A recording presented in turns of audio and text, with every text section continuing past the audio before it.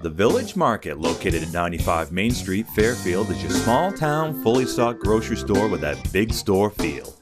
Carrying quality vegetables, fruits, meats, deli items, and sure-fine products. They even have some inviting desserts. On your lunch break, stop by and grab one of the prepared, ready-to-go meals. Village Market's knowledgeable and courteous staff makes your visit an enjoyable experience. Visit them on Facebook and online at villagemarketfairfield.com. Open 7 days a week, the Village Market. We've got your groceries and more. Can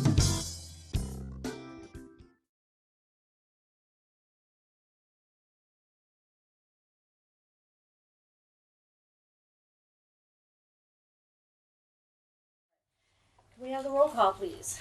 Ms. Booton. Here. Ms. Boyden. Here. Mr. Caverly. Here. Ms. Chesley. Here. Ms. Dumont's unable to be here. Mr. Fitzpatrick. Here. Mr. Grenier. Here. Mr. Kindling. Here. Mr. Liberty. Here. Mr. Neubauer. Mr. Musho. Here. Ms. Rudnicki. Here. Ms. Tompkins. Here. All right, we'll have the pledge of allegiance. That way. I pledge allegiance to the flag of the United States of America and to the republic for which it stands, one nation, under God, indivisible, with liberty and justice for all.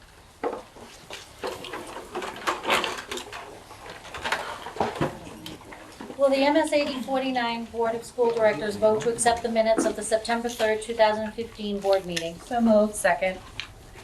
Moved by Sherry, seconded by Danielle. Any discussion? All those in favor?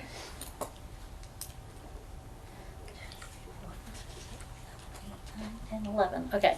11, 0, 0. Do we have a student report yet? Not yet. Okay. Citizens input. Anybody got anything to say? Okay.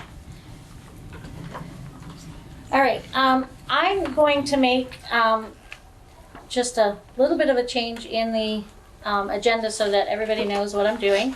At this point in time of our meetings, I'm going to make announcements, and this is basically a way to show the public what our schools do to help our children, whether it is in a fundraising area or in a way to help our underprivileged kids in some area. So the first thing I want to mention is the fact that we have some ways to earn some free money, what I've considered free money for our students. Two things that are the biggest ones for, and I believe all of our elementary schools and our junior high do it, is collect box tops for education. It's a very simple way for everybody to participate, and it doesn't cost you any money. If you buy certain products in the grocery store, they have a 10-cent coupon on them. Sometimes they're more than that. All we're asking for the public is to collect them. Doesn't cost you anything out of your tax dollars, and if you get them, they're great. The kids love them because a lot of the schools do contests and stuff. It's a way to help the kids raise some money for those things that we don't necessarily, in our budgets, have money for. The other one that goes on this time of year in the fall is Hannaford Dollars. If you shop at Hannaford and you buy certain products and a certain number of them, they'll give you a coupon. It's a Hannaford dollar. It's worth $3 or more, depending on how many products you buy. There are slots within the stores that you can put them in the school of your choice, or you can turn them into your elementary school. And I don't know does our junior high do Hannaford Dollars? Yes. Okay, so our junior high does as well. So it is something that all of our schools collect. So I would encourage board members that have those to collect them as well and hand them off to the school of your choice. And I would encourage our public watching to do the same thing. So I will be making announcements for different things throughout the year for that that we come across. All right, next up, old business.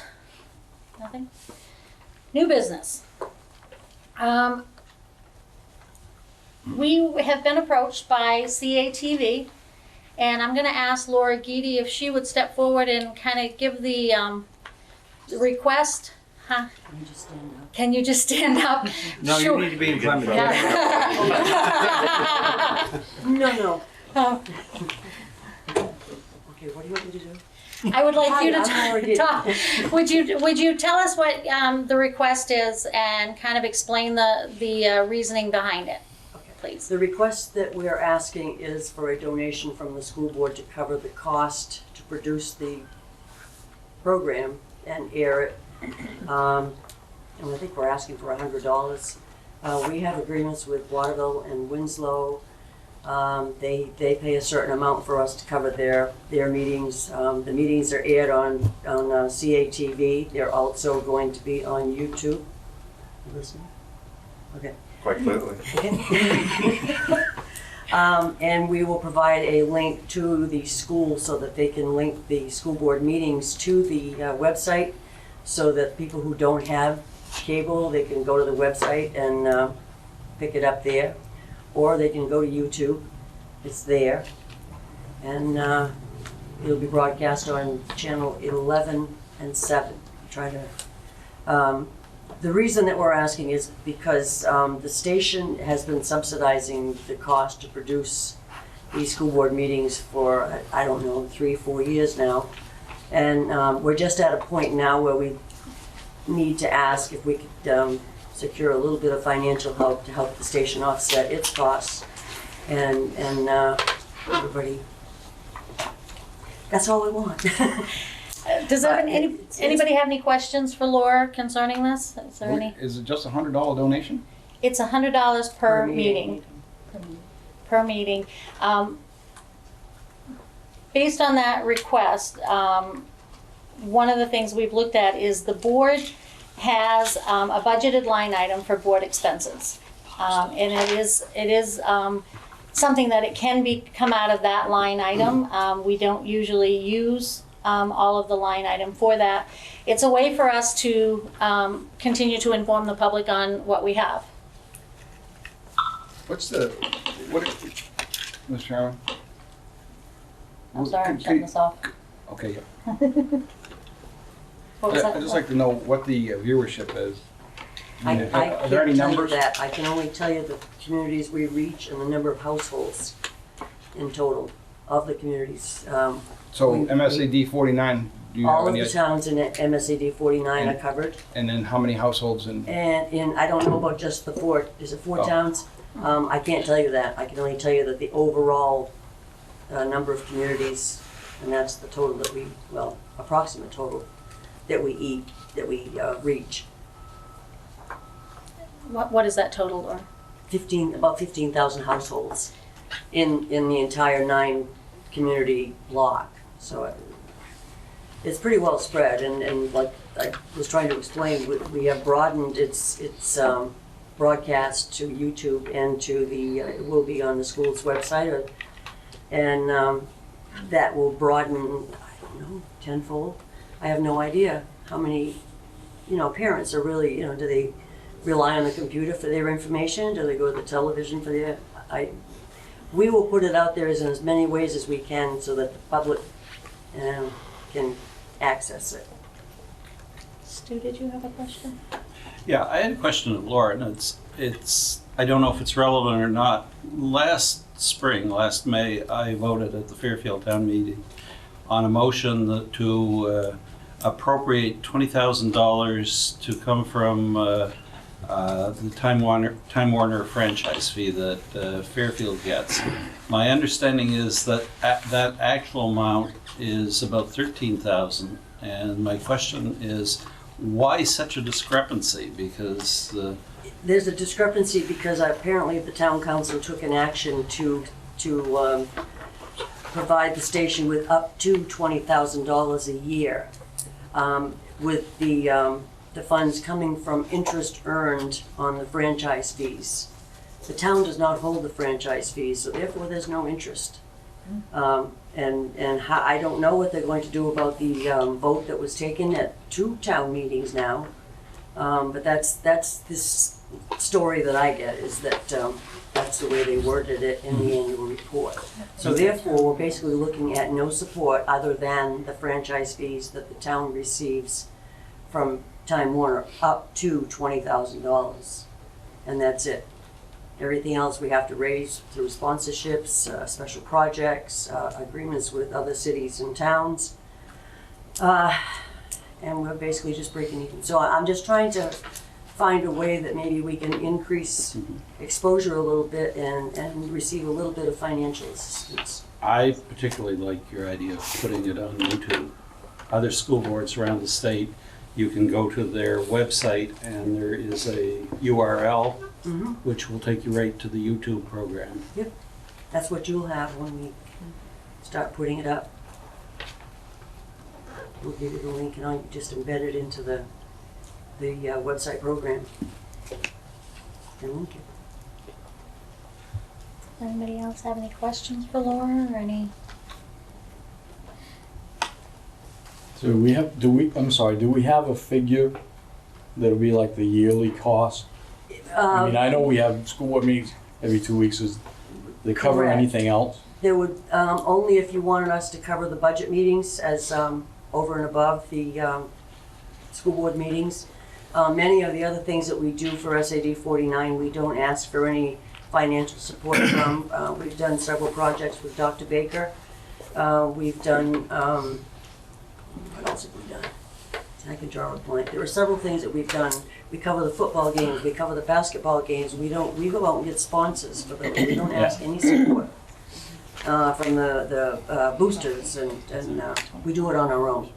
So I'm, like I said, I'm just trying to find avenues that will help us. I'm just trying to get my head around the figure. There'll be 24 meetings. Well, no. No. You meet nine 9 months? It's approximately 9 months at 2 meetings a month The approximately. way I had it figured was $1,900 based on 2 meetings a month plus the budget meeting. Okay, then that's what it Okay. would be. Yeah, and we don't always have a meeting, Right, so that would probably be the maximum number. That's correct. And if you don't have a meeting that we don't cover, then obviously we're not going to charge you. Yeah. Sure. We'll only charge you for the meetings that we do cover. Sherry. I was just gonna make a motion to approve it if Okay. there's no other discussion. Is there any further discussion? For $1,900, I'll second that. So the motion is moved by Sherry and seconded by Harry. Any further discussion? All those in favor? 3, 4, 5, 6, 7. 7. All those opposed? 1, 2, 3. And abstain. I'm abstaining simply because I'm on the CATV board and I feel it's appropriate to abstain. So, 731. 731. And there's a little preface it that Motion camera carries. has to stay that in. Motion carries. Thank you, very Laura. much, everyone. Appreciate your help.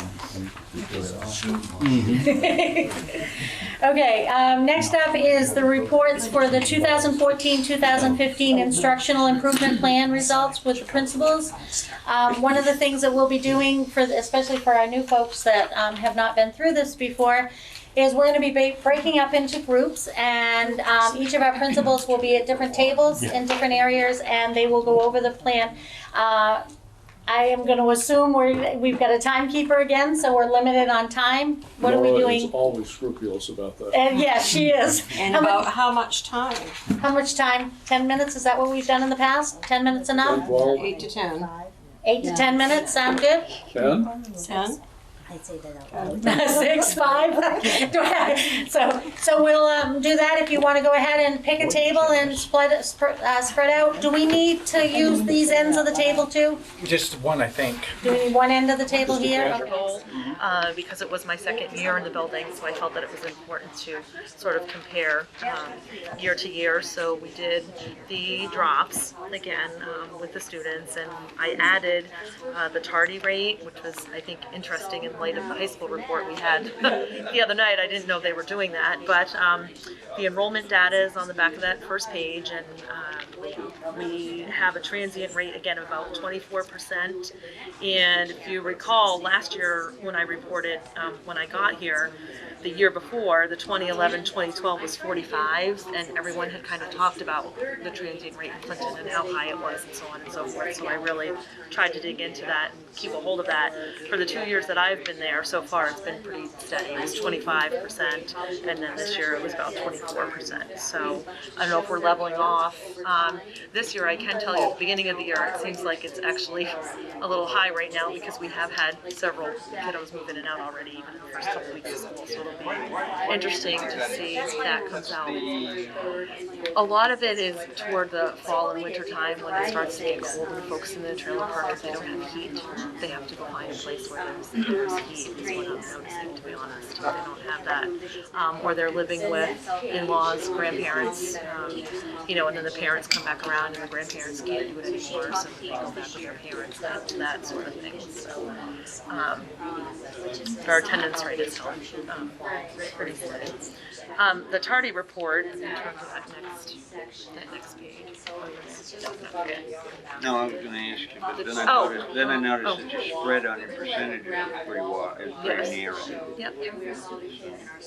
When we talk a 0.5%, how many kids are we talking about? Well, I had 254 last year, the year before 252, this year I've got 241, so it's around 250 kids, so. And that's just a daily report, what we get for membership, so we're typically over 90% for each grade level. This tardy report was interesting because, as I said, I included that this year and I didn't last year, but I really wanted to look at the tardies. You can look at one if you want. Those that were excused and those that were not excused. That last year was my first year with a new secretary, and you can see it was quite astonishing. So yes, so I put this little note in here for myself, and I haven't had a chance to talk to Abby yet, to be honest. She's so busy in the business office. I'm wondering if there's just a difference of how they were coding it. However, when I went back and looked at specific families, this past year that Amy has been with me, we had 3 families who were consistently tardy. And one of the families had 2 children. So when you add that up all the time, yes, they just oversleep, they don't get up, school is not a priority, we overslept. Very rarely do we get appointments anymore, to be honest, dental appointments, doctor appointments, it's overslept is most of what we're getting. And Amy's really consistent in, well, that's not excused, I'm sorry. And she'll tell the parents that right as they bring in their child, this will not be an excused tardy unless you have a medical appointment or another reason for that. So then part of the Oversleeping shift here is not. what changed. Part of the shift, I think, is the coding between Abby and Amy, and the other piece is we had those 3 families who were consistently Now, when late. you say 440, what's Yes. that number? That's the total number of tardies, the total Over the students who school were day? tardy over the course of the year, school year, yes. So then you had about, So that would be 254 students were tardy, a total of 440 times, right? Yep, 180. and what's the, when you say, and excused absences are what? Unexcused, the excused ones are medical appointments, doctor's appointments, dental appointments. Those we excuse, family. No, I mean, it happens, emergency, emergencies come up, flat tire, if something happens with a car breaks down, but just people come in though, they're very honest, we overslept, well, okay, but, that's not an To me, excuse. it would seem that So, maybe, perhaps, especially in Clinton, depending on the family, maybe do an intervention with the resource officer, just a knock on the door. I just want to we be have done aware that. of the law, We have done that, yeah, Jeremy does well and Yeah, helps us with that. he's willing to do whatever Yeah, he needs. so what I did was I broke it down a little more, if you go to the next page, because I was curious to see by class if there was a pattern in grade level. So I went back to 2012, and it's interesting if you look, if you start with last year's 6th graders at, 10% in 2014-15. In 13-14, they were 5th graders, and they had 9% of them were tardy. And then if you go back to when they were 4th graders in 2012-2013, 8% of them were tardy. So they kind of, it's sort of, they stayed sort of level, as in the grade levels as they moved up. But it's I think it's just interesting to take a look at that, if there's a higher percentage grade level wise, or, Well, with some of these numbers lead me to a question. you know, Well, in this past year, there's one, kindergarten was 120, Yeah, there were second grade was 125, fourth, brothers and sisters. well, like I said, there was one pair this year, which is why the numbers were so high. We had a kindergarten and a second grader who were brothers, who definitely raised that number in kindergarten and second grade. Okay. So then he would be in the Yes. 118 up here in 2015. Right. Right. But the kindergartner would not have been in school yet. Right. So, Yeah. so They're not going to school when they're in these grades. You know, what are the chances? well, That's- exactly. that's So why- that's why we're believe trying it to or keep on top of Believe it. it or not, when you present these reports to me, what I would actually like, you tell me that you're in first, second, third grade, Mm-hmm. but I wish you'd put that class year on the thing. That way I know what we're talking about, class in 2000 whatever. I Okay. mean, when you're in fourth grade, when you're in fifth grade. Okay. So the comparison I just gave, but in a chart in that fashion. So, yeah, because like, what happens is, okay. you tell me about fifth grades, well, that's not doing me any good, because the fifth grades aren't the same. Right. What was fifth grade last year is now sixth grade. Right. Which Right, is and right. she told us. Which I is. mean, But but I I see what you're- understand yeah, if for you the put reader. it in that Yeah, fashion, you and can. For the dummy Sure. population, like. Yeah, That's and, not- and that's the trend I'm really looking. That's the trend I'm Yeah. really. Well, it's Well, nice we to can know do that. because maybe if a fifth grade class is having problems over the years, Absolutely. probably in front of the room. But as the other part of it is, I'm looking at what the class of 2002, 2020, Right. what their performance has been over Yeah, the flow absolutely. through the year. I can do that.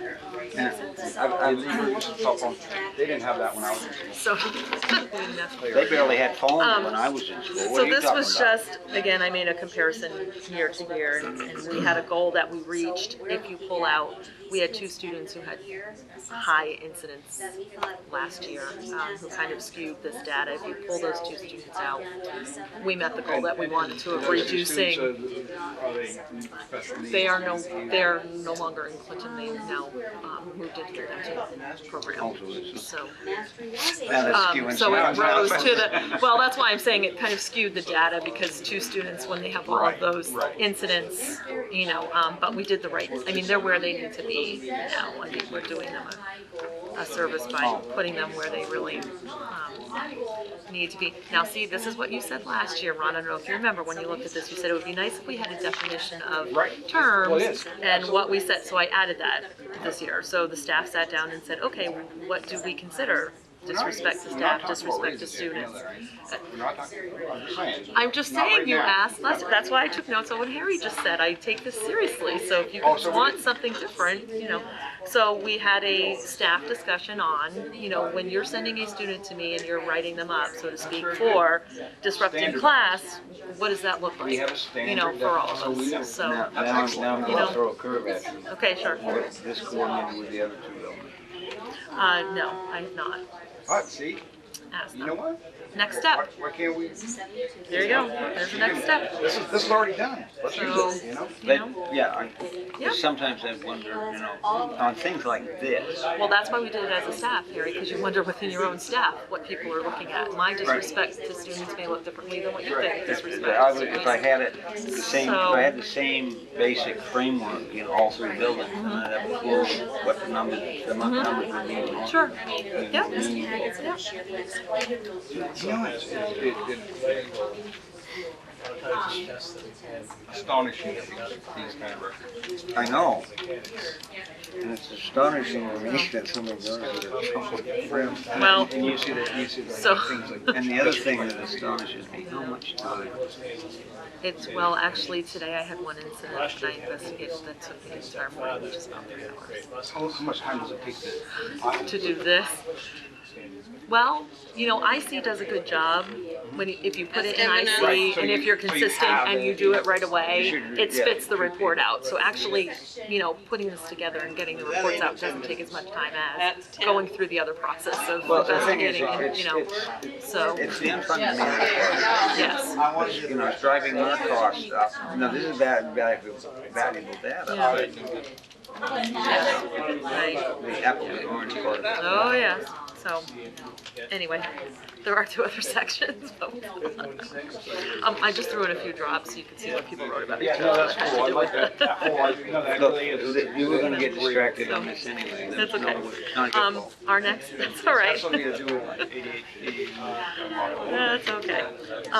Our next goal was around ELA and our work in the assessments. We wanted to take a look at our performance and increase our level of proficiency, and we also included the Smarter Balance assessment. We're not sure, how exactly we're going to look at that for next year since we're no longer doing it. So again, it's going to compare apples and oranges. But yes, but basically, our DRA marks, which are on the back of that, on the back of that page. DRA.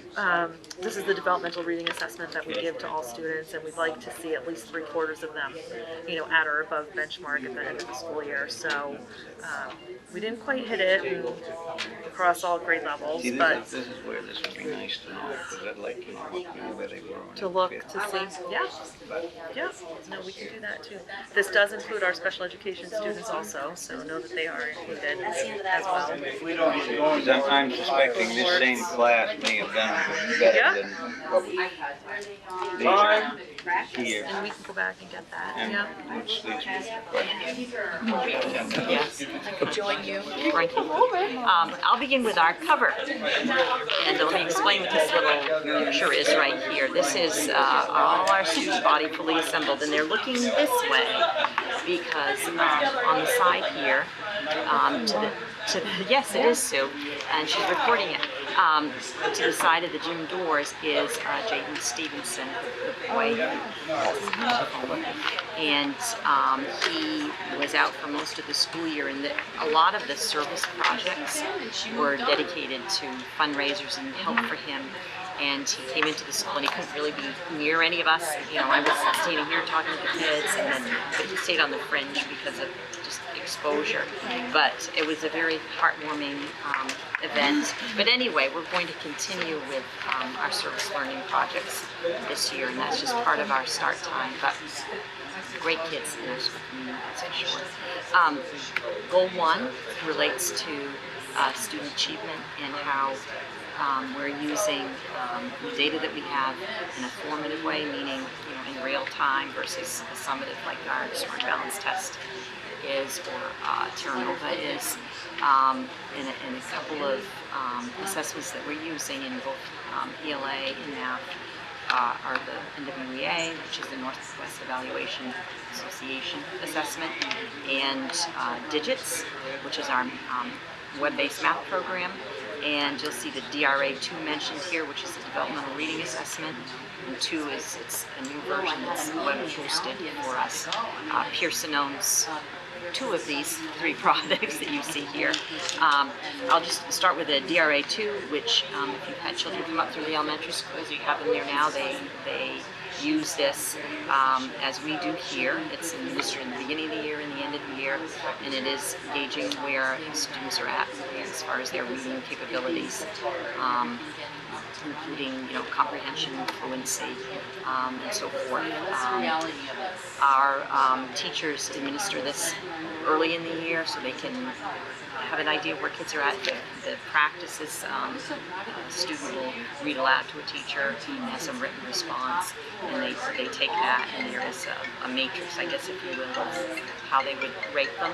And within this web-based system is something called Focus for Instruction, where the system will automate a series of choices based on the kids' performance and what they ought to do instructionally to help them improve with those skills. And so we look at where the student is at the end of the year too. So it's grade 7 instructional, which would be expected at the beginning of the year, and then maybe still at the grade 7 level, but they'd be independent. That's what we look for at the end of the year. So not necessarily leap in grade level. Using Digits, which is a great program in that it's very prescriptive, I guess, if you will, where we have a series of assessments within individual activities and units and their broader, global benchmarking, but it's all reported out by standards. And we can see in a web-based report what items a student missed. They can go back as a practice activity and correct them, but it also prescribes or generates, I guess, if you will, some interventions that the teacher can do. So it gives the teacher some resources, like what do I do? What do I need to help this particular student improve in this specific way? And it's a lot more precise than it used to be, say, when I was teaching, even, or when I was a student in school. It was general, like, you're not at grade level. You are at grade level, but what do I do about that? Yes, you're above grade level, and you just like pick things, out of the air and do the best you could. It gives you some resources, materials, and some means to assess it again and see if you did your work as a teacher and the kid made progress. So, Before we go any further, when you say here that your grade 7 performance 38% made expected growth compared to the efficiency, which is 75%, right? Well, the way this is structured is a little bit different. This is an average. So, say a student in the NWA, there are 3 assessments. Okay, and there's a range of where a kid ought to be at the beginning of grade 7. Okay, not necessarily all our kids there. The way this program is designed, they would look for between the fall and the winter screen, the fall and the spring, if they're where they should be, they should grow 6 points. Okay, we certainly have kids who are below here, and the expectation is they make those 6 points and whatever else it is to get them to that crest of at grade level. So this is an average of everyone. They don't actually get numbers. They don't They get graded actually numerically. they They're get just a- like either they are at this level or not.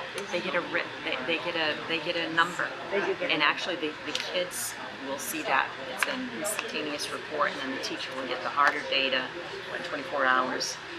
It'll populate in the system, but yeah, the kids see where they're at, and the teachers are talking within this range. This is where you want to be.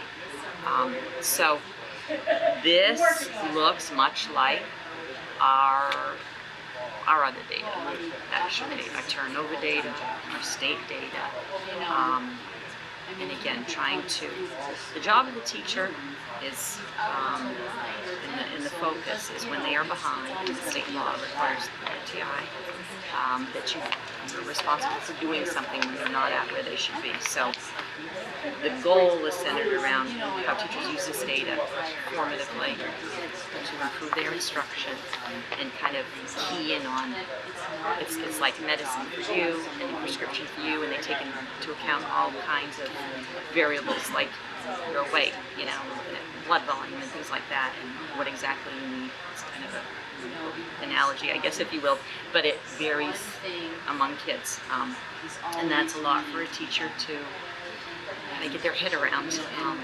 And that's like the overall score. It also breaks down into individual like strands for the students. So in language arts, it breaks down vocabulary and other sections. So a teacher can drill down and see exactly, see the needs of that particular student. And it's that's very where specific. It's very useful for a teacher in generating kind of an individualized plan for a student. And that is something when you talk about individualizing, that's where the system is going with efficiency based. It's down to, it used to be a global, here's the lesson, and most of you will get it, or you will get, or whatever it is, and the results are where they're at.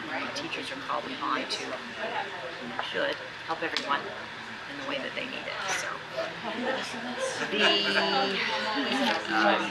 the grade 8 performance, and this would be for the reading, because we use NUIA for reading, language usage, and we use it for math too, but 46% made expected growth.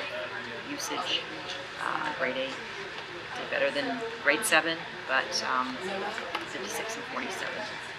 DRA 2 looks like a huge leap there, because we have 7th graders going from 39% at the beginning of the year.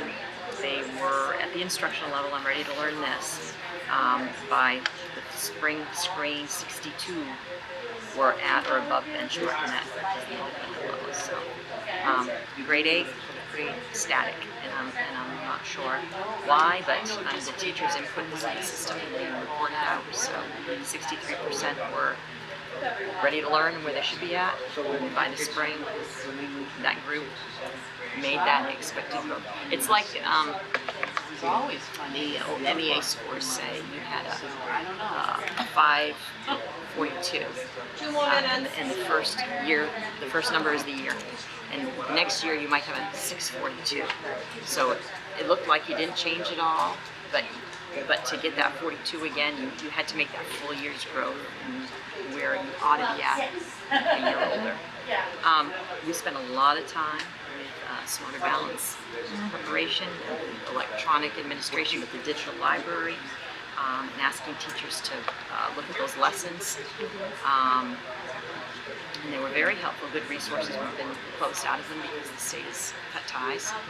So that we spent a lot of in-service time, and they were useful in that it gave activities, rubrics, as you can see, in a way for kids to get some practice. And we're going to move on to something else. So we'll see what happens there. If I could just move ahead to the second goal. So this has to do with improved success through communication, early interventions, the students understanding where they're at as far as progress goes. We have those weekly check-ins with a homeroom teacher, private, where the students will bring up their portal, and the homeroom teacher's role is to look through, you're missing this, how can I help you, what's going on, do you have tests or quizzes coming up, and the idea, and it is around the science of RTI, is that they don't get too deep into the hole, too far behind, because that becomes very overwhelming. Multiply that by 5 subjects, 6 subjects, so that is all meant to help kids succeed in the contact, and we are not going to let go of that. I think that's a vital piece of reaching out to something positive to say, and sometimes just noticing an individual child that lifts the kid up and lifts their parents up. And even if we have to call and say, you know, there's a concern here, just kind of building that, we're here to help, and just reinforcing that is important to the kids about school and parents having confidence in us. I will move to the third goal, which relates to book studies that we do in this particular year, and I think many of the schools use this, engaging students with poverty in mind, and that came out of the administration conversation. We've read a few other pieces by Eric Jensen, but you know, looking at our demographic in our communities and our own experiences and what we observe that kids struggle with outside of their academics, and just trying to meet those needs for kids so they can be successful in school. So that's just to raise staff awareness. We had, you know, at our monthly staff meetings, we had activities centered around chapter by chapter. Start time, we also using the second step, which is a social learning curriculum, and we can see that that's vital given interactions among kids that can really be positive or really interfere with how they do in school and how they feel about being in school. So trying to pay attention to all those pieces to support our kids. So that in a nutshell. And I also ask the teachers to reflect on, back to the grades and failures.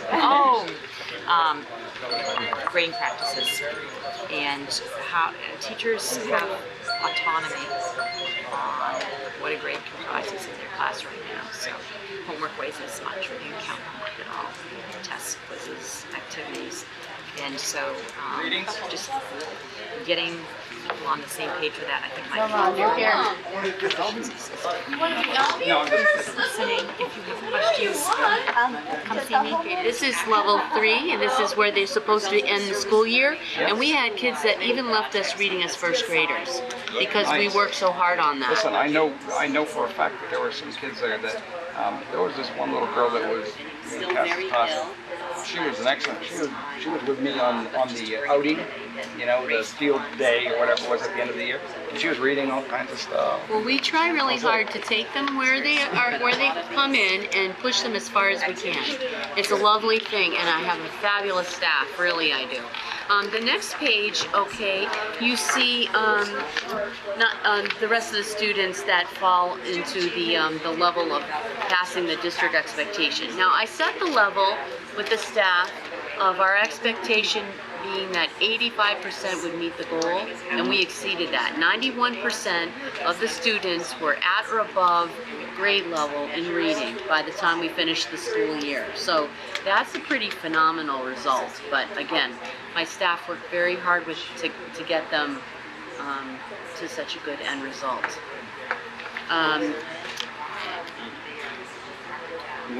The text level, the reading level, their reading level, they should be on level 3, 4 when they leave Fairfield Primary Kindergarten. And that's, you know, so that's what our expectation is as a district. And that's based on first grade standards, national standards. So we're actually asking our kindergartners to be more than... I just didn't understand it. So in this case, it doesn't. Yeah. Now the next section is on math, and when they come to us in math, they can't count. They don't know their numbers or identification of numbers. So we're starting from ground zero there as well. And so we had two goals. One, that they would be able to count to 100, and the second was in our math program. Our district expectation is for them to be at 75. At least 75 to be considered proficient, and we set a goal of 85. So if you look at what our test results were, our school result was 86%. So we even did better than the district standard and better than the goal we set. For counting to 100, and I'm very proud of that, they counted every single day in kindergarten because, again, they don't come in knowing how to count to 10 or any of that. So this shows that 90% of the students... What is the top score? Explain that. It's in the top F scores. So what does that mean to me? For every single segment that's taught, the students are assessed on it in math. So like maybe there's 3 days worth of teaching on a topic, and then they have to take a test. Okay, and so we watch their performance so that we know when students are falling off and need more support. So by testing more often and many times during the course of the year. The program that we're using is a research-based mathematics program. It's widely known across the country, and it's well thought of. It's called Envisions Mathematics, and we're doing that from kindergarten up, and so the students are really getting a good foundation for math. And it's continuing, you see, because it's not, so it's a coordinated effort from grade level to grade. Yes, it is. And so it's including math vocabulary and everything else. It's a very strong program. We're very lucky to have it. So the data that you see here, on these following pages are all, on how kids did. The students that needed extra help, the RTI students, how they did. What their individual class scores were, so that you can kind of see how the different teachers' results were. The test averages for each of the topics on the next page. So we try to keep some really sound data to be able to watch how kids are progressing, especially through this new program. The last section, and it might seem like it's a foreign language, okay? It's not. It's all about grammar and mechanics. And so this particular graph has to do with the Common Core language norms that are having to do with the kindergarten. Everything from using punctuation properly, capitalization, then understanding what a noun is. So these are the different standards, Common Core standards, and then the individual scores for each teacher. As soon as the definition goes. Yeah. The last section is pre-K data, and I even though it's not part of our school goals, I like for you guys to know about it because we have a very strong program. And we decided Clinton. Is that Yes. yours? Well, I'm supporting it as well. I'm helping them, and it's some of my people that are over there. We have the pre-K meetings for the district in Fairfield Primary, so we can keep that whole thing together. Yeah. So we keep it. That's correct. So kind of, I'm the guru of that stuff. So all right. So here we have, you know, the different learning domains that students are, you know, engaged in pre-K, and how they start at the beginning of the year as opposed to the end of the year. The spring benchmarks, how far they've gotten. And then in the next page, to this last page, you know, there's the expectations that Head Start has for where kids come in, and our kids, when they come in, are actually below what usual Head Start standards are. So it's really amazing that by the end of the year, my people like Kathleen Hillman, Judy Russell, Joanna, they're amazing. They are. And they bring them far and wide beyond what widely expectations are for end of the year. They start coming in with less than what would be considered a norm for the age, and they leave with more than what's expected for growth. So we're very proud of their work too, and you know what? They're coming solidly ready for kindergarten. So we, you know, it's a great thing. Now let me show you a little bit about Albion too. We had 3 goals. If you want to keep them, you can. No, you all right. So Albion had 3 goals. One was in reading comprehension, and that one was a hard one because it was our first experience with Smarter Balance, and they really didn't parse it out in results reporting the way that I had hoped when I wrote the goal. So I'm only able to give you reading, listening and speaking, writing, and research inquiry. They really didn't say comprehension per se, but our kids didn't do too bad, even though it was an electronically arranged test, to be honest. How did, if we put the Albion kids against the Benton kids against the Clinton kids, where do we end up? I mean, I think we're all around the same range, okay? There isn't a big discrepancy from school to school. There might be like one grade that's slightly stronger than another in a content area, but it's pretty similar. Then in tab 2, you see all the Envisions data. We had a high benchmark in Albion. Our district benchmark was to reach 75, and I said, no, staff, we want the kids to remember all of this, so let's say 85 is our internal benchmark. So what I show for you here is how the kids did on the benchmarks, the topics, and all of that together. So these are their averages. They didn't quite make it to 85, but they exceeded the district standard. So I'm always for giving us a higher goal than what we, you know. So this is really good work on the kids' part. You know, you can't complain about that. That's lacking at Albion that you need help with, or, you know, I know that's you and the someone in the conversation, but You know what? It's a wonderful little community school, and you know, I'm proud. Certainly, yeah. You know what? I'm proud to see that we're doing just as well as the bigger school that has more supports than we do.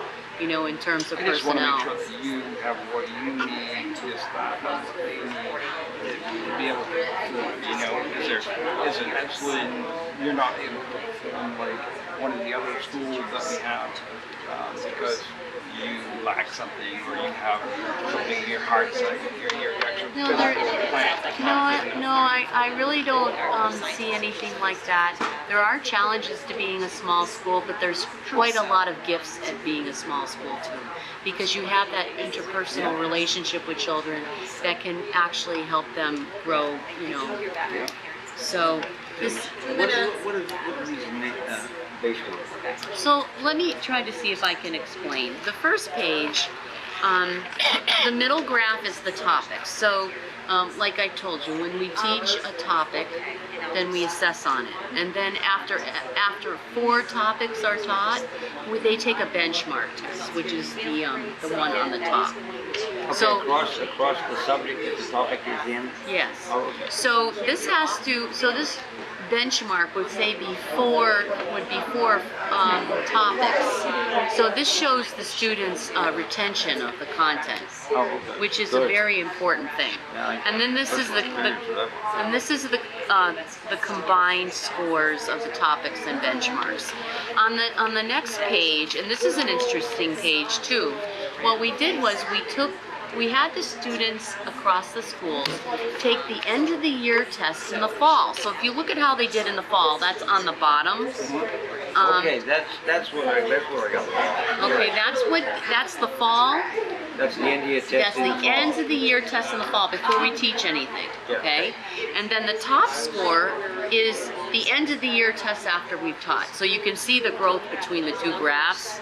And then this is the placement test, the middle green graph. This shows us how much the children retain from previous years.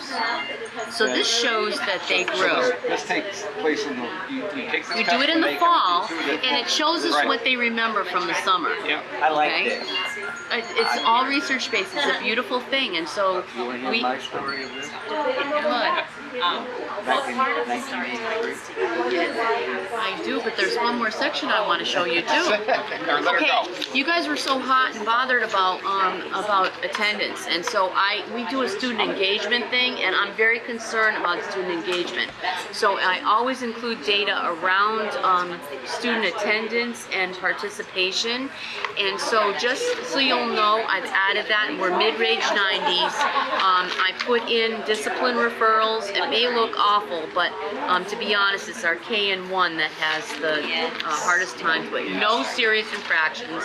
And then I gave the students a Google. Yeah. Oh, I'm sorry. Yes, you're right. Let's go. Discussion of 2015-16 district priorities. Dr. Baker had provided us with a draft of district goals and priorities. Dr. Baker? Thank you. As we all know, this is in the bulleted format. We haven't tried to write it out in the narrative format, but the notion is to understand what the main issues are for us this year. The first bullet deals with proficiency standards, which is a sea change for the state of Maine as the basis for receiving a high school diploma, and down the road a few years for promotion from grade to grade. A major issue for us and everyone else is going to be, how do you keep track of students as they reach proficiency on a standard and therefore have met a requirement for graduation. That's somewhat a logistical issue and a personnel issue, but mostly a technological problem with capacity and structure. And we have folks who will be working on that during the year. Likewise, the way we report to parents will shift and evolve as we move into standards. So we're going to be taking a look at the format for report cards at both elementary and secondary level. And I have no idea what to tell you it will look like. We've seen a couple of prototypes from other districts that are a little farther along on that.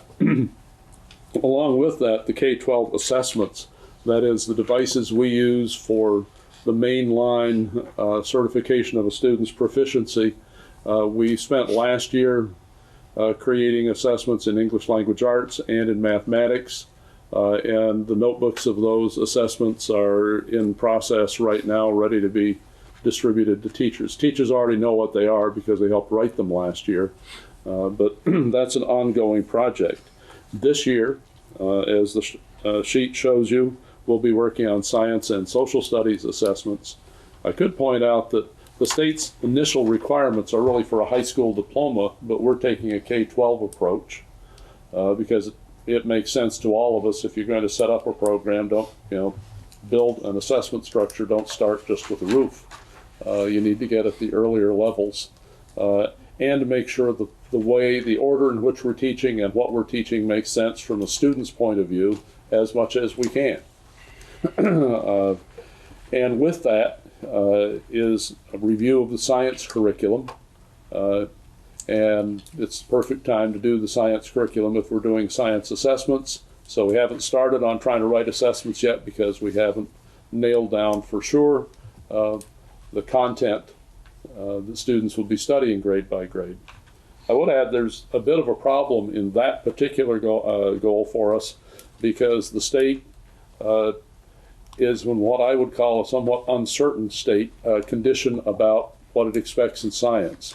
Nationally, there is a national framework similar to what was developed in English language arts and in mathematics for science, and it's called the Next Generation Standards, or Next Gen. So if you hear people talking about Next Gen, it's that national approach to teaching science.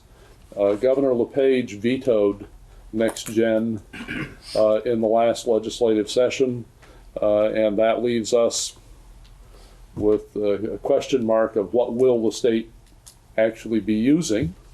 And I won't hazard a prediction on what that would be at this stage. But our teachers have already looked at the Next Gen standards grade by grade.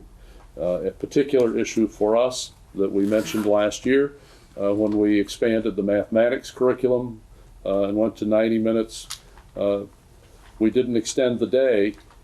So when you try to put more time on a subject in a day, corresponding time has to come out of another area, and that has, by and large, been in science and social studies. However, it doesn't mean those subjects are neglected. You've heard of guided reading, which means small group reading. It's a fundamental part of our reading instruction, and we've spent a considerable effort aligning the guided reading books that we use grade by grade so they deal with science and social studies topics taught at those grades.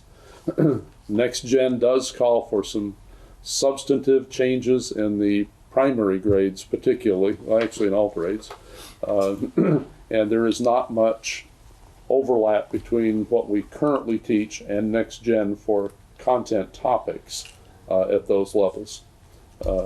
That does not mean we're going to stop using the trade books that we're now using for guided reading, because it's still science, it still teaches reading, also social studies topics.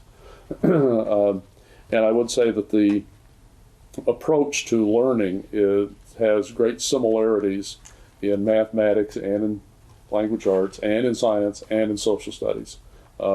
It's to develop the concepts and then learn the particulars, the factual content that goes with it, instead of learning enough content that you then attempt to figure out what the concept is behind them.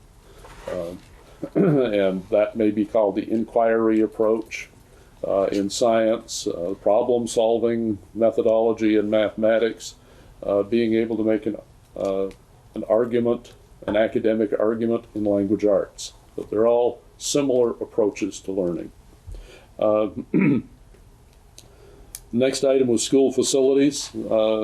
A year ago, the board approved an application for a new elementary school to the state. However, the state is not accepting applications. There may be some movement on that this year. In the event that there is, we have a goal to make sure that our application is current to whatever standards and requirements the state may have for process at this time. So the facilities committee, I think Neil is going to be meeting shortly to make sure we're on top of that. It is of real concern to all of us if we have students who elect not to access public education here, although they certainly have a right to.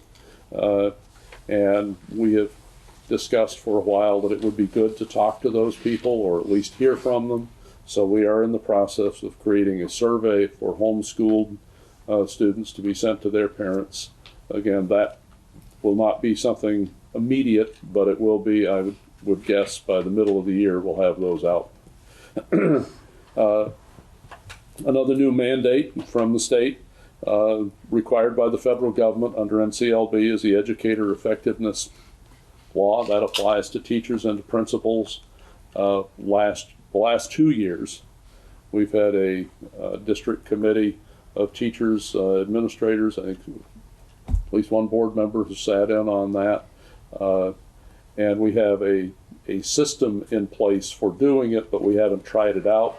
So this is going to be a pilot year when teachers who volunteered to, or at least are willing to be members of a pilot project, to iron out the kinks and have firsthand experience on how that would work.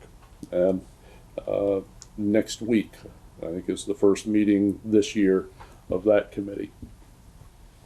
And finally, it's been some time since we did a thorough and comprehensive project on updating our job descriptions. And it hasn't caused us any real problem, but it's still time in a prudent, well-managed district to make sure that those are current. So that would be a moderately big project for the policy committee. That concludes the list that we discussed earlier. Does anybody have any questions for Dr. Baker before we move on? Sherry? I'm curious about what that Educator Effectiveness Law pilot program is. What is that? It means some teachers are going to be evaluated using the new scheme instead of the way that teachers are currently evaluated. There are parts of our collective bargaining agreement that speak to that, although I don't think there will be large changes required because of it. But it involves using rubrics, a 1 through 4 rating, and creating a matrix and coming up with a teacher's summative final score and giving them a rating of needs improvement, partially proficient, effective, I think is the term, instead of proficient with teachers, and highly effective.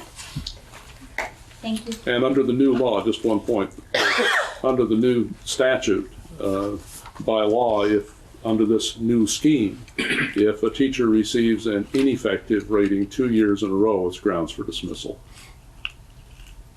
So there are very serious aspects to this, and I think we're giving it the full attention that it deserves. Thank you. Dr. Baker, real quickly, where might someone find these goals? Well, if the board approves them, they'll find them on the district website and in the fall issue of notes. Okay, I wanted to get that out there because That's a good point. we're often criticized for that. Thank you. So does anybody have any other questions, or what is the board's, what would the board like to do? Madam Chair, I move that we accept the goals as recommended. Second. It's been moved by Stu and seconded by Harry to accept the goals and priorities as recommended by the superintendent. Any further discussion? All those in favor? 11? Yeah, 11, 0, 0.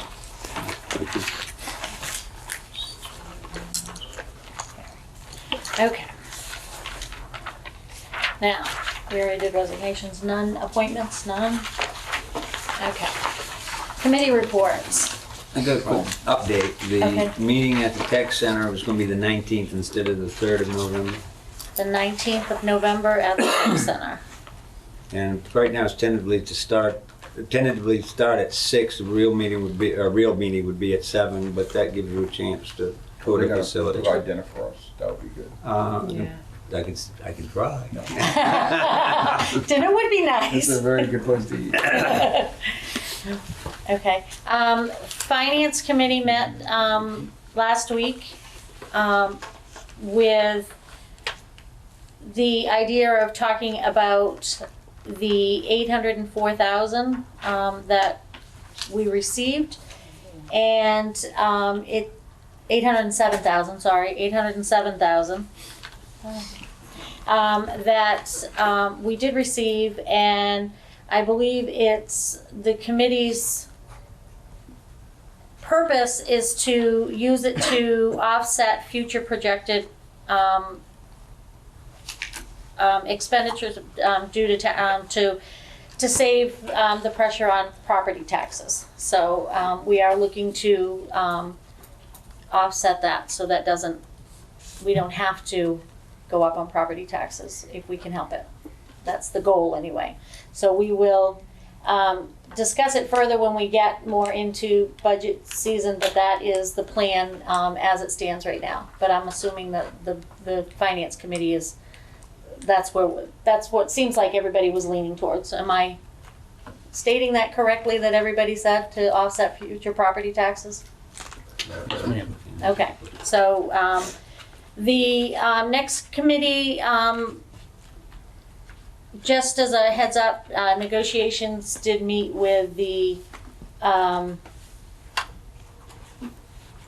teachers, and that has been dealt with, thanks to Sherry, came up with a great compromise, and everybody is happy with that. So, so we are all set for that one. Facilities, Neil, when did you have for a date for facilities? October 6th. So facilities will meet on October 6th. Time? 4:30. At 4:30, and are you using the conference room? Dr. Baker? Dr. Baker's conference room. We might note on that, I think Neil had suggested that it might be informative for the board to tour some of our schools again, since it had been a little while and we've had some new members. And we were talking about perhaps having a tour start before more normal board meeting times as it's getting dark earlier. Neil was... Yeah. We do it like 6:30. 6:30, if that should get us there. Our next meeting will be held. No, I don't know if we... It says here. Yeah, that's not going to be here because we want to start doing the touring. So. I'm just saying, do we have any need, administrators, to have it here this next time? I think we're good. No. Well, maybe we could just agree which, I think Albion and Clinton are the two schools that are the furthest Right. off. So, do you want to meet in Any Albion preference? next? Albion. Let's make it Albion for Okay. the next meeting, and a 6:30 tour. Huh? Albion it is. We will we'll tour the school at 6:30 for any so that we can take a look at the facilities. We'll try to have a member of our maintenance staff available too to answer questions. Okay. So 6:30 in Albion for the next meeting on October 1st. Okay. Is there any other committees getting ready? Madam Chair Lady? Yes. I just distributed or sent down the line a chart that I think we did, I did it in conjunction with the superintendent 3 years ago. This is msad49 revenues by the year. And I think it's something that eventually I would like to the board to have a goal of dealing with the issue of rising property taxes. This actually is the first year that I have heard a board member, a member of this board, complain about their rising taxes. So we're getting real close to home, and it's a very real issue. I have not added this year's data, but I will. If you note, starting out in 2006, 2007, we are a high receiving district. Historically, we've received about 2/3 of our cost of the education in this district from the state. And that figure, as a result of the public referendum back in 2003, should actually have gone up to be even higher, because the statewide vote was taken, and the public voted that they would support public education. The state should support public education at a 55% rate. So if you looked on the very last left-hand column, 2006, 2007, you see that there's roughly a 1/3, 2/3 relationship between the local property tax, local generated money, and the state generated money. The little green blip there is what we get from the federal government, who seems to dominate a lot of our education, but doesn't seem to put a whole lot into it.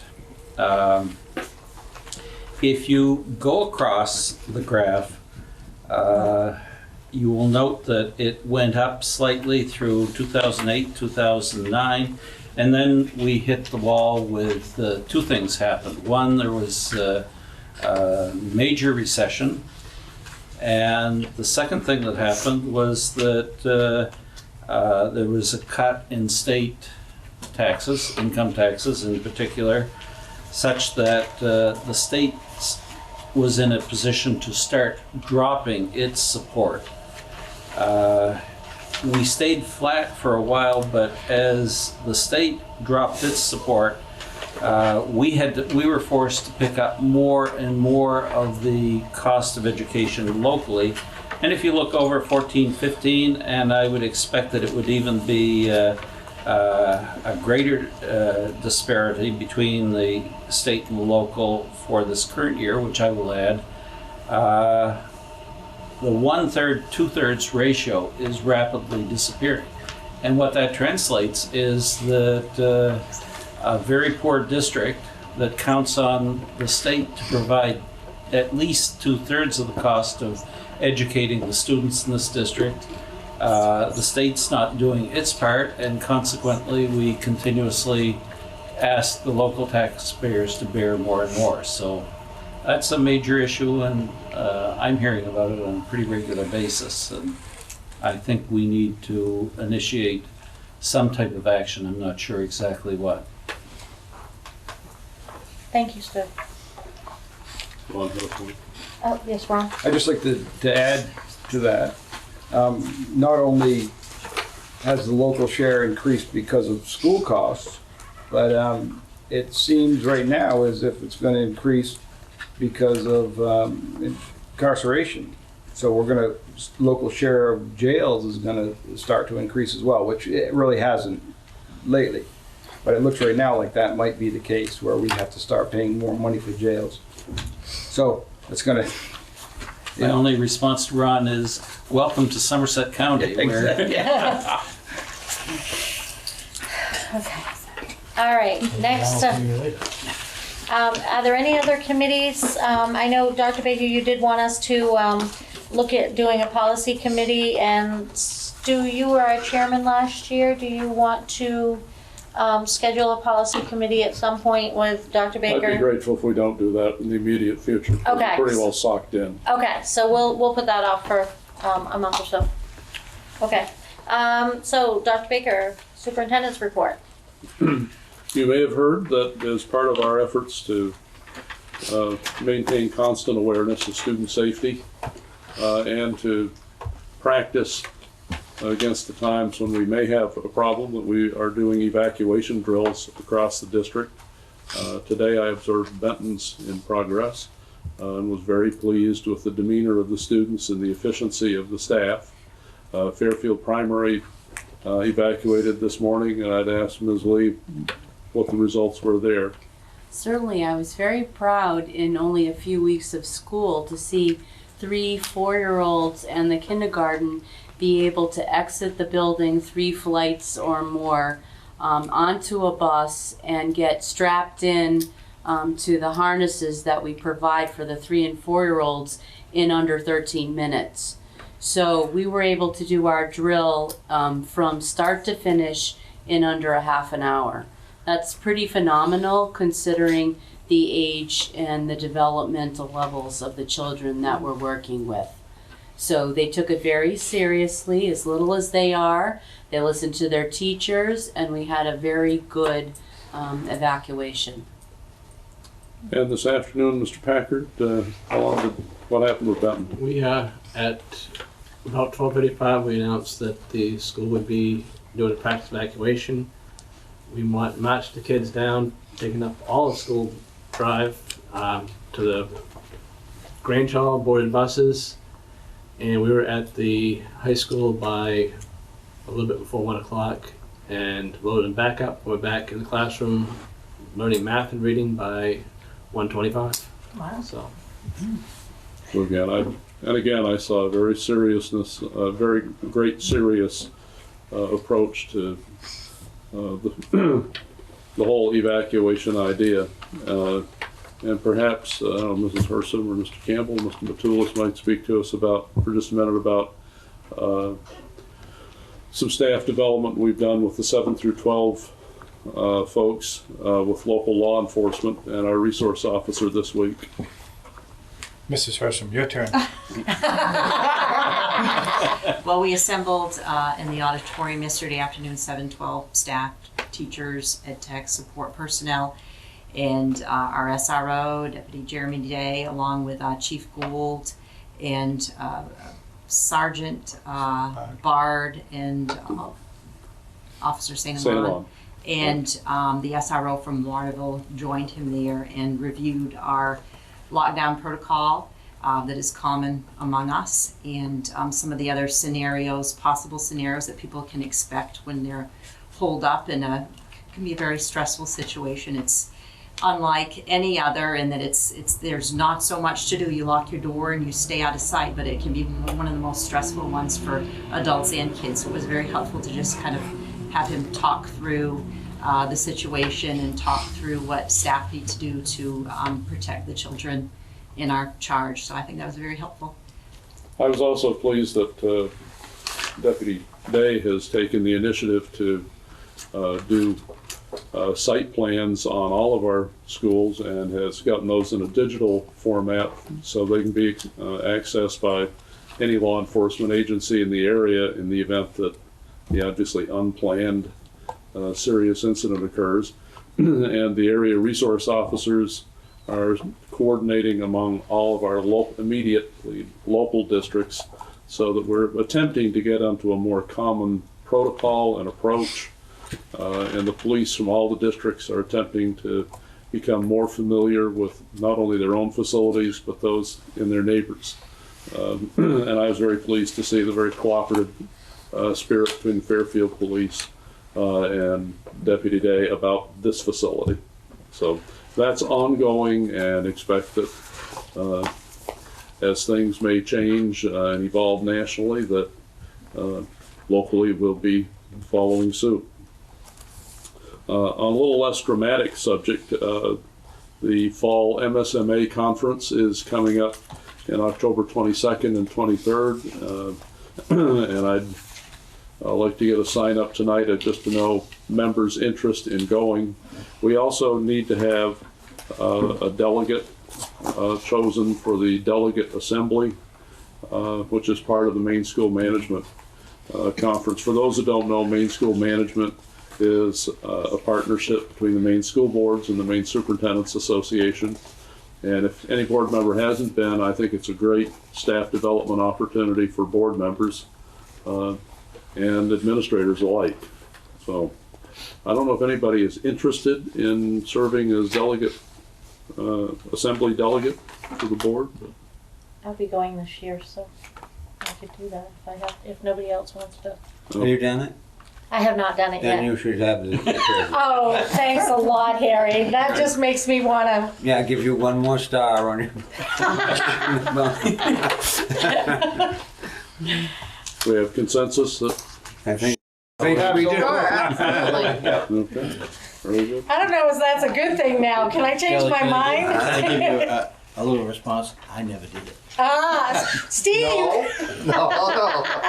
Don't you want that one last thing before you leave us? No. The sign-up sheet is coming around, and if you would just sign on that if you're thinking you might go, and then we can take care of getting registrations handled through the office, and Janine will take care of all of that for you. We just received notice from President Green of our Tech One Association that Tech One Association is ready to start collective bargaining for a successor contract. So that will be coming up shortly. You also have a yellow card tonight from Homework Hotline. If you don't have students in the high school, that's just another piece of our attempts to make sure we have good connections between teachers and parents about what's going on in class. And if you dial that, teachers are supposed to have a reasonably current recorded message. Parents also can get on the Infinite Campus parent portal. And I thought that might be a topic that the board would be interested in hearing about here sometime along when we have a chance. Mr. Packard also informs me that teachers have started their first round of progress monitoring sessions. And would you explain what progress monitoring is and what we're done? Progress monitoring is a section of time where the teacher, a literacy coach, math coach, guidance counselor, principal, special ed teacher all sit down and discuss concerns we have for each individual student, trying to map out a plan to make sure that they are working towards mastery of the grade levels goals that they are at. And we do that 5 times throughout the year. So what do you do if you find a student's getting behind? We come up with an individual plan for that student to make sure that they can do it. We meet again in another 5 weeks. If they aren't there, we change the plan. If they're doing well, we keep the same plan and add kids, subtract kids as we go along to make sure they're all working where we want them to be. And what's been the track record as far as you're concerned about the effectiveness of that process? I think it's been very good. I think our teachers now know our kids better than they ever have, what they're capable of, what their strengths are, and what areas they still need to work to improve on. Those meetings do happen in all the schools, but Benton's has just started. Principal Lee, you might tell us about progress on the arts that I understand. Yes, we're very grateful to the Albion PTA because through their fundraising efforts, they're sending our whole school to Lakewood to see a performance of Paul Bunyan. That's cool. I believe next week. So we're excited to go as a school. It's a great event for the kids because we bring a bag lunch and sit out on the lawn and meet the performers and enjoy the day together as a school. So we're grateful to our PTA for that. At our next meeting, administrators will be distributing the instructional improvement plans for the current year, but in reaction to the board's requests from past years, we're not going to give presentations on them, rather distribute them for board members to read, and then the following meeting, if you have questions, principals will be here to respond. That concludes my report. Thank you. Anybody have any questions before we move on? Okay. Other business? Anybody? Madam Chairman, if there's no more business. Wait 1 second. Just a quick side on district email. Most of you have received my email that the board chair has requested an email, and it's boardchair@msad49. It will be able to be handed down from chair to chair. But also, if there are any board members that would like a district email for board business, you just need to put in a request with Lori Faulkner, and she will set you up with an email for that. So that. You're really talking about an email account. Yes, an email account. Sorry, an email account for that. If you want one for board business to keep separate from your personal emails. Other than that, now. Shelley? I'm over adjourned, Madam Chairman. Oh, wait a minute. Stu had it. Yeah, I just wanted to point out for the benefit of new members that we're in a fairly precarious position when we start doing school business on our personal emails, in that a la Hillary, you could end up getting your whole email account subpoenaed in the public. So the good rule of thumb is don't use email to transact school business. Exactly. Other than, are we going to do lunch this week? Exactly. Well, that's one of the reasons I wanted a board separate email, to keep it separate from my own. So, but also to But for the school historic. system will not be installing a server. No, they won't install us. Jeez, we don't have the money for that. Okay, Sherry. We have money, $807. if we all decide to do that, you'll update our emails on the website, so Yes. start corresponding to the MSAD. You can just tell Janine what it is. It's very simple. If you want to get a hold of anybody in the district on email, it's your first initial, last name at msad49. And Well, right now Nora, it has all our can have- personal ones up there, so. Right, mine's been changed already. Just Contact ask Lori Judy. and she'll change it. Oh, but on the website, yeah. Yeah, she'll change it on the website as Would well. everyone like a district account? Yes. Can I think on it? All right, we will think on it. Just have them contact Lori and then you can get one if you want one. Well, at least we can't classify the data after the fact. Right. Okay, now Harry. Now move we adjourn. Second. All those in favor? 11.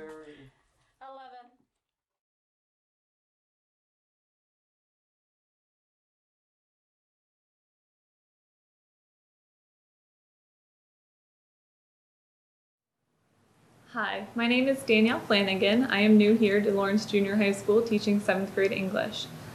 I grew up in a small town in Calais, Maine, and I really want to become an integral part of the community. I currently reside here in the district in Clinton with my family. I graduated from the University of Maine at Farmington in 2009 with my bachelor's degree, where I was a student athlete in college, and I am currently attending Thomas College, where I plan to graduate this spring with my master's in education. Previously to coming to Lawrence Junior High School, I worked for 4 years at Somerset Valley Middle School, teaching 5th through 8th language arts. I taught and I coached there, and it was really important to coach and teach to show kids me outside the classroom. What really piqued my interest and changed over to this district is the way that this district values all the diverse learning abilities. I feel it suits my personality and my teaching ability very well, and I want to push those kids to higher order thinking. Some of my top priorities this year as a teacher, along with building a strong rapport with the students and staff, I really want to get the students to question themselves, their learning, and the world around them, and helping them develop that skill and transferring it to writing and their own work. Thank you very much, and I look forward to being a part of this community. Hi, my name is Eric Davidson. I work at the Lawrence Junior High as a 7th grade math teacher. I grew up in Winslow. I graduated in 1999 from Winslow High School. I then went to Thomas College for 4 years and graduated with a BS in managerial accounting. While I was in college, I met my future wife, and we have been married for 8 years now. I have 2 children. I have a son and a daughter. My son is 7 and my daughter is 3. My son attends Winslow Elementary School, and my wife also works over at the Winslow Elementary School. Before I worked here, I was working at the Winslow High School and the Winslow Junior High. At the high school, I was an Ed Tech 3, and at the junior high, I was a football coach and a basketball coach, both for 9 years over there. And I decided to move over to Lawrence for a better job opportunity, and I know a few people who work for the Lawrence school system, and they've always said good things about the junior high, so I decided that this would probably be a good place to start my teaching career. And some of my priorities for this year are to be able to teach the curriculum the best that I can so that the students can learn from me and learn what they need to learn. And hopefully I will be able to do a good job at that. And the other priority is just to know the school and all the people that work here so that I can do a better job at being a 7th grade math teacher. Hello, my name is Angel Smith. I'm a special education teacher here at Lawrence Junior High School, also 8th grade English. I come from the University of Southern Maine. I got my BA in Art and Economics, and my master's in special education.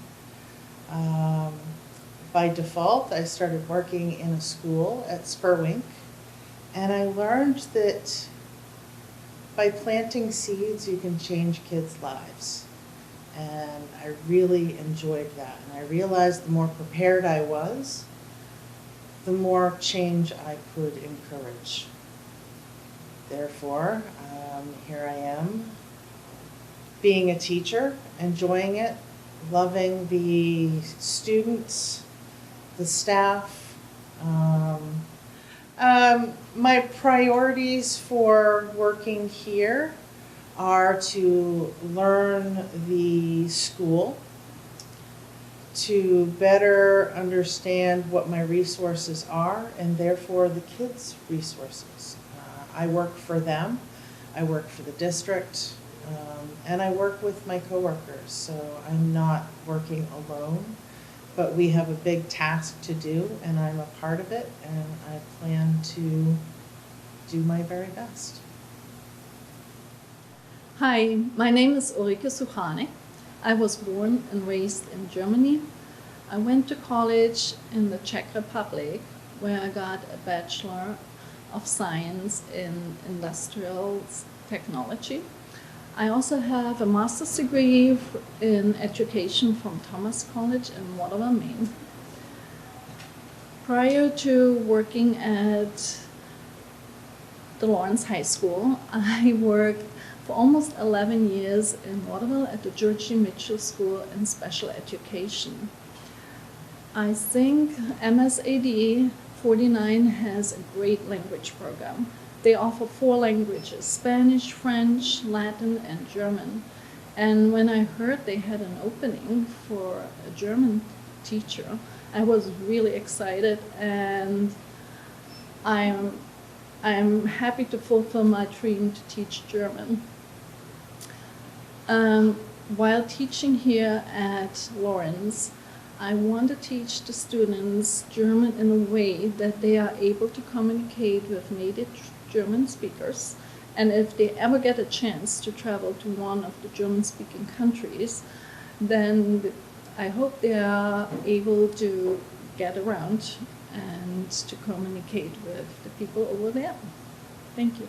Hi, I'm Norma Glennon, and I'm originally from Newark, New Jersey, and I'm teaching Latin and French this year.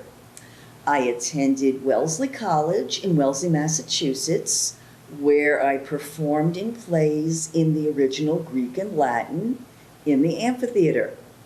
I also attended for graduate school the University of North Carolina at Chapel Hill, and I have just become certified by the state of Maine. So, in order to get my certification, I was working as an adjunct at Falmouth High School. Prior to that, I taught for 16 years at Catherine McCauley High School in Portland, Maine. I have always been interested in Junior Classical League, which is an organization where children, students, lead various activities that have to do with classical activities and classical civilization. And I was very excited to come here where there's a great deal of interest in Junior Classical League. I have Latin teacher friends who teach in the area and have been very, very active in Junior Classical League. As far as my top priorities as a teacher, as opposed to a coach for Junior Classical League, I'm very interested in having students learn more about picking up language of any kind from their study of Latin. And particularly, I would like for students to learn about classical civilization and all of the cultural benefits that we have received from the Greeks and Romans. I would be very interested in having my students do some performances so that they can share what they are learning with the rest of the community. Thank you. My name is Samantha Burdick. I am teaching social studies at Lawrence High School. I went to college at Northeastern University. I graduated in 2011, and then I immediately went to graduate school and got my Master's of Education from University of Southern Maine, and I finished that in 2013. For the past 4 years, I have been teaching in Bath at the middle school there, 7th and 8th grade. I wanted to move back to Central Maine and reestablish my roots here because Central Maine is home to me. This is where I grew up and where my family is. So that's what brought me to Lawrence. And this year, I really hope to make history fun for my students, interesting for my students, show them my passion for history, and I really want to make sure that they understand how to use primary source documents and how to read them effectively. Hi, my name is Sarah LeBlanc. I'm the new math teacher at the Lawrence High School, and I actually come from a small town near here. I come from Athens, and I grew up on a strawberry farm in Athens.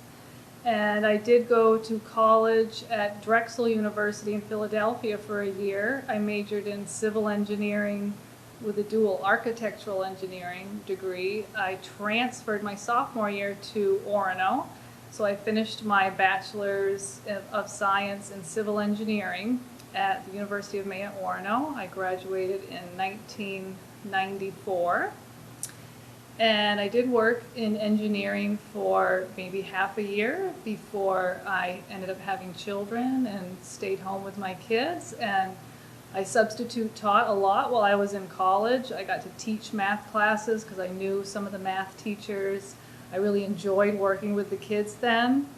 And then when my kids got a little older and they were in school, I did more substitute teaching. I did some long-term subbing for a math teacher in Messalonsky High School, and I really enjoyed that. So I pursued my teaching certificate in secondary math, and you know, I had some life changes where I had to end up in Maryland for a few years taking care of my mother, so I didn't finish my certificate as quick as I wanted to. And when we came back from Maryland, I ended up getting an assistant engineering position actually with the Maine Department of Transportation, and I actually used my engineering degree again for 5 years. I've been working in highway design and designing roads, and for the Maine Department of Transportation. And it really, I wasn't feeling fulfilled there, so I got back into, I really enjoyed teaching, and I'd like to get back into that, and I applied here and I got the position, and I'm very excited to be here, and I hope to bring some more technology maybe into the classroom and show the kids how you do use this math for your jobs in the future. So I'm very excited to work with the kids at Lawrence High School, and I live right in this community now. I live in Fairfield. And so I'm excited to be here, and thank you very much. Hi, I'm Bianca Staudemeyer. I'm the new science teacher at Lawrence High School. I was born and raised in Madison, Maine, graduated from Madison Area Memorial High School. I then went on to do my college education at the University of Maine at Farmington, where I recently graduated in May of 2015. I have never taught before. This is my first year. It's quite the learning experience. I decided to become a teacher while I was in high school because I had a very influential science teacher who made you feel welcome every day, inspired you to learn, was always there to talk to and help you, and she really inspired me and made me want to be like her. And so I started pursuing and looking into education and found that it was the right fit for me. And so I pursued it after school.